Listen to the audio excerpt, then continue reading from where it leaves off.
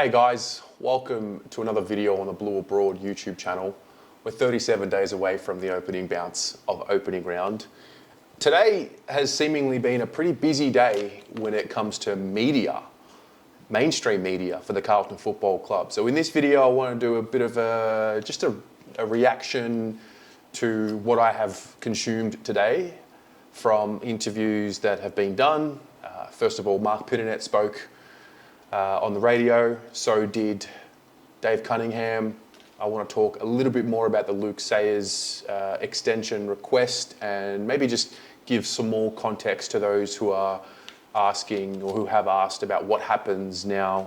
Has he been accepted as president for the extra year, etc. So I want to run through a bit about the process and what's going to happen at the annual general meeting. And then I want to react a little bit to Dwayne Russell's top 50 players based on who he believes will be the most influential players by the end of 2024. So a bit to get through. Let's start with Marc Pittonet. This was interesting. I learned a few things, which is what led me to making this video, to be honest. Generally speaking, when players do interviews on the radio, you know what you're going to get. Nothing too special is being told, no secrets are being revealed. But I think there are a few little tidbits in there which caught my eye, and I wanted to share them with you and get your thoughts on them as well. So first of all, I don't know if I didn't know, if I just didn't remember, but Pitto revealed that he didn't do a preseason last year. He had the knee surgery, and so he didn't really have a preseason in 2023. I had forgotten that. And now when I look back, it gives context to his season and the way he was moving. And then if you even look at by the end of the season, he was probably even more banged up. And you know the discussion around Pitto, generally speaking, tends to be something along the lines of, he's really good in the ruck.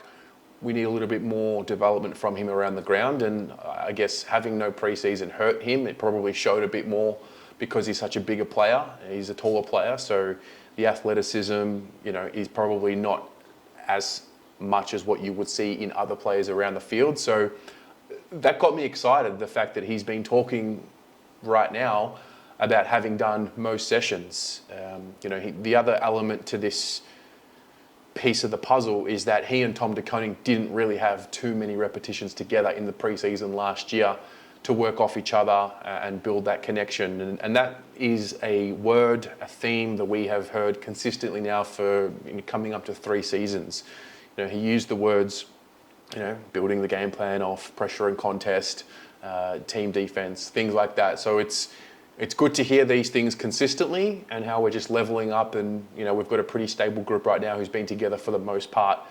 I think the best 22 has been, thereabouts. They've been together for quite a few years now on the list. Some of them have been injured, obviously, but it was good to hear him talk about how fit he is right now. And then it, sort of turned to what's the split. Kane Corns asked him, what's the split between Pitto and TDK, ruck, forward? He didn't really give a clear answer, other than he said it would depend on how the game is going and if maybe one of them started hitting the scoreboard. And it kind of prompted me to think about it from a few angles. Number one, the two of them getting more repetitions together in a preseason, helping each other improve is a positive. I think they're two different ruckmen. I think Tom will learn from Pitto how to use his body a lot more. I think Matthew Cruiser being there will help, obviously. And I think Pitto probably comes up against more athletic ruckmen than him than not when he plays in the AFL. So I feel like the two of them can bounce off each other. When it comes to forward craft, I would say Tom De Koning's got more ability as a forward. That's probably due to his athleticism. We really haven't seen Tom put the forward craft on show for us consistently, and that's something he spoke about in a previous interview. I think it was last week or the week before. So, with the Jack Silvani, piece missing there, what that means is if Tom or Pitto were to be hurt, we don't have that cover in Jack Silvani like we did last year. That might provide opportunity for one of these two rucks to just ruck the whole game, which I think they're both now capable of. I think Pitto always has been. I think Tom now has stepped into that. For a full season, he could probably do it. But what it also means is we're going to need to potentially see a step up from other guys on the list, whether that's Murkov, whether that's Hudson O'Keefe, these types, because from what I gathered from the interview with Pitto on SEN, we are a team that has 2 rucks in it. That is what we want. Injuries will prevent us from doing that, but if we are healthy, that's what we are looking to do. So I guess my first question to you is, how do you see the split between Pitto and TDK? I know that when we did the best 22, some of you only have one of them in the team. Has that changed now that you've heard Pitto talk about it like that? So I'd be curious to hear what you say, or read what you say. And then the other bit, which was really interesting for me, was just a very short sentence. And Pitto was talking about Orazio Fantasia, and he said he's done lots. That's the most important thing. Now, everyone's flying on the track and whatnot, but I think for someone like Orazio, talent is not the question. Ability is not the question. We know it's there, and we know it's there at a pretty high level. And I don't even think we need to see what Orazio's done at his best in his career for him to have a big impact at Carlton. That's how simple the role really could be potentially for him, particularly if he's kicking goals. So to hear that he's doing lots is important, because when I heard Orazio speak for the first time when he came to Carlton, one of the big takeaways I took from that grab was that he just wasn't able to train consistently and get session after session without pulling up sore or some other complication. So for Orazio, it's all about, can we get a full preseason into him? Pretty much like it is for every other player. There are some players who can play at a very high level without doing a full preseason. See Sam Walsh, see Matty Cottrell, these types. I think, Dave Cunningham showed glimpses of it without a preseason. Jack Martin is another one. Mitch McGovern, guys with high ability. So the fact that Orazio has done lots, it's the 31st of January. I don't want to get too carried away, but positive sign there. So that was the Pitto interview on SEN. There's your summary. Then we moved to Dave Cunningham on RSN with Daniel Harford. Now, this was surprising on many fronts, because the fact that Dave Cunningham is talking in media or talking in general is always a bit of a surprise to me. Listen, the reality is he's been injured most pre-seasons, so you generally don't hear from him or players that are, dealing with a long-term injury. So from that point of view, it's a good sign. He's in the media. He seems to have been doing most, if not all, the sessions in the pre-season. He spoke really clearly about the difference between, playing finals and not playing finals and how that affects your pre-season. Obviously, if you don't play finals, like we hadn't been playing for so long, our pre-season starts a little earlier, but he was saying it's so much better having that extra, say 3-4 weeks of football where it's real, it's finals football, as opposed to having one extra month of pre-season. So it is a relief to hear these words, because I've heard these words spoken about from other players from other clubs. So it was good to hear that. And then he spoke pretty openly about, giving yourself the best opportunity, got to be making the top 4. These are not things we generally hear from the Carlton Football Club or its players or its coaches. We know that top 4 does give you the best opportunity, but just to hear David say it on radio was, I think, a good, small, implied window as to what the conversations are on the inside. Generally speaking, though, he did say that it was more or less around, building a process and playing our best footy, and the rest will take care of itself, which I have now really come to understand, and I think we all do as well. If the Carlton team is playing at its best, the wins will take care of itself. We might be unlucky. I don't think we lose too many games in a season if we're playing at our best. That's how I see it. So that's where I can really resonate with the process. The next item on the agenda I want to talk about is just further to yesterday's video on Luke Sayers, a little bit more around the process of what happens from here. So what we have right now is a nomination. So Luke Sayers, as the president, has nominated, or I guess requested, if you will, to have a 12-month extension to his tenure on the board. So it's not about him being the president for an extra year. It's more about him being on the board. And the reason why that is because in the Carlton Constitution, you can only serve 12 years. 2024 will be Luke Sayers' 12th year on the board. If you are president, you are still on the board. And so what's going to happen is at the AGM, now, if you are a member of the club, you would have definitely received an email about the AGM and when it's going to be held. What is going to happen is there's a few steps. So firstly, he nominates to have the extension for 12 months. The board will ratify that or not, which means they will approve that or not. In this case, they have. So what happens is at the AGM, it will then go to a vote by ordinary resolution. So let's break this down even further, just so we're all very, very clear.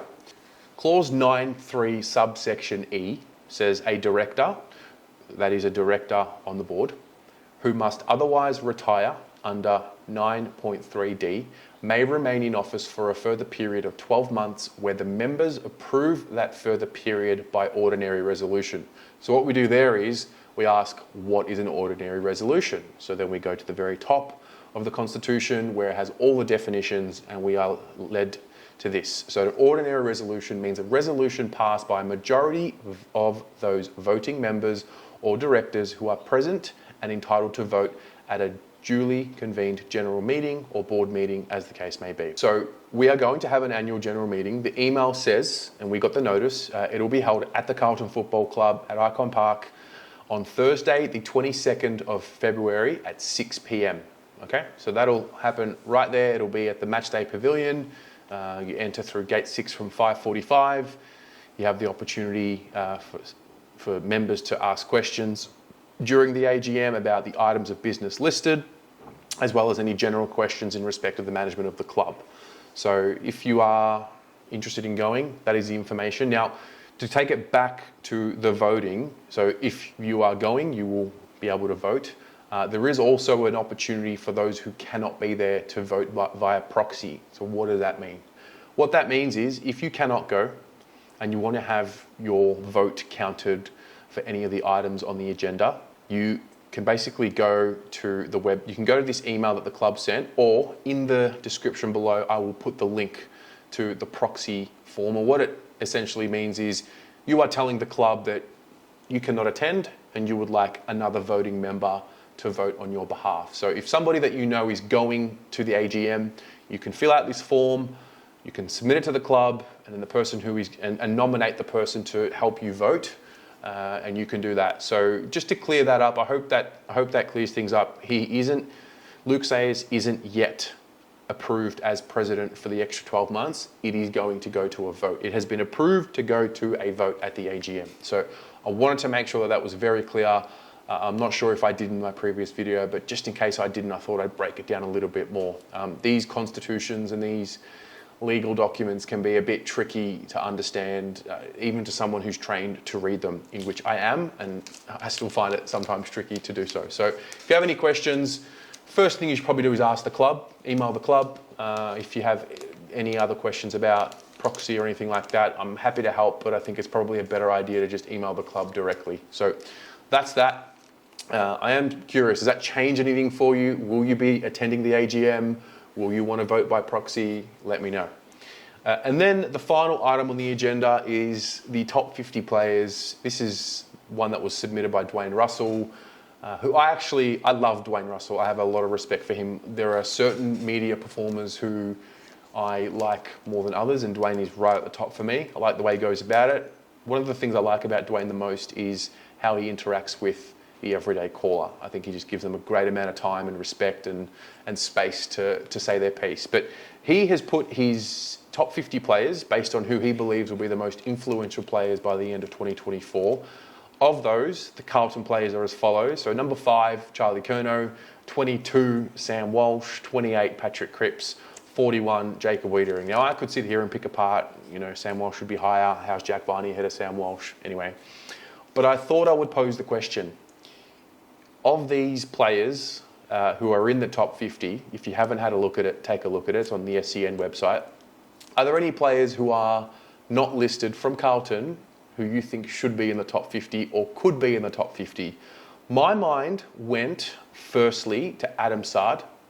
I think Adam Sard, for whatever reason, not just within the AFL, but within Carlton conversations and discussions, and I'm probably guilty of this at times as well, I don't think Adam Sard gets enough credit for what he is as a footballer. I just don't. And I don't know what it is. I think it's not like he plays a boring style of football. He's very exciting. But I feel like for whatever reason, he gets snubbed more times than not. Now, granted, he was an All-Australian only a few seasons ago, so that was great to see, and it was good to see him get his flowers. But I think any top 50 right now, in this period of time right now, has to have Adam Sard in there. And I also think Adam Cerra is extremely stiff. Now, midfielders, I can kind of get the argument. There's so many of them, so it's easy for them to miss out. But the two players for me, those were the two. And then I think of the other players on our list who I think can be top 50 players at the end of this season, I have a really big feeling about Mitch McGovern this year. I think whether you're an optimist or a pessimist will depend on this opinion. But for me, I'm optimistic that because he was able to get so many games in 2023, we'll be able to get that continuity going into 2024.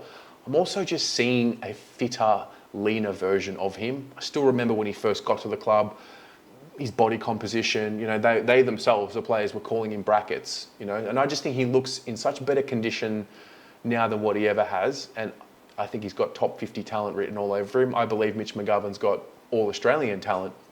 So I think he's one that could slide in. But what about you? What do you think about which of our players will... Not that it matters what the external think about our players, but it is also nice for them to be getting their recognition.